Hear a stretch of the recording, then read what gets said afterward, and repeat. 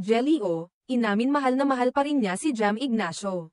Aminado si Jelly O na patuloy pa rin ang nararamdaman niyang pagmamahal para sa kanyang fiancé na si Jam Ignacio, kahit na naganap ang insidenteng pambubugbog na ginawa nito sa kanya.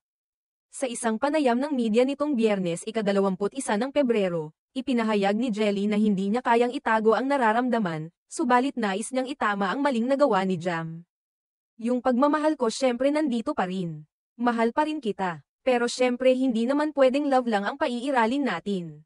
Magharap na lang po kami, pahayag ni Jelly. Ipinakita niya ang hirap ng sitwasyon, na bagaman mayroon siyang pagmamahal kay Jam, hindi niya kayang ipagwalang bahala ang nangyaring insidente. Ayon sa kanya, hindi sapat ang pagmamahal lamang para malutas ang kanilang problema, at kailangan nila ng mas seryosong pag-uusap. Dagdag pa niya, sa ngayon tinatanggap ko naman yung sorry niya.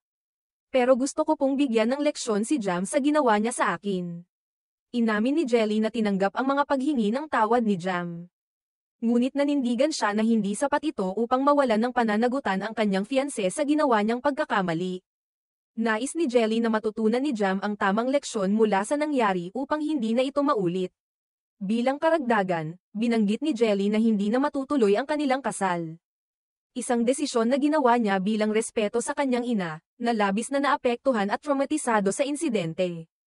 Ang kasal nila ni Jam, na una nilang pinag-uusapan, ay hindi na matutuloy dahil sa pangyayari.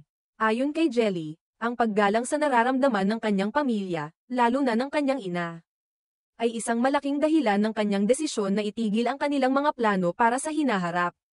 Ang sitwasyong ito ay nagpapakita ng kabiguan ni Jelly na maging tapat sa kanyang nararamdaman habang binibigyan pa rin ng halaga ang mga prinsipyo at respeto sa pamilya. Bagaman may pagmamahal pa siya kay Jam, ipinakita niyang hindi niya kayang isakripisyo ang kanyang dignidad at ang kaligayahan ng kanyang pamilya sa pangalan ng isang relasyon na nagdulot ng labis na sakit at trauma. Sa kabila ng lahat, makikita ang lakas ng loob ni Jelly sa kanyang desisyon na ayusin ang lahat at hindi magpadala sa mga emosyon. At patunayan na mahalaga ang personal na kaligtasan at kapayapaan ng isip sa kabila ng mga pagsubok sa relasyon.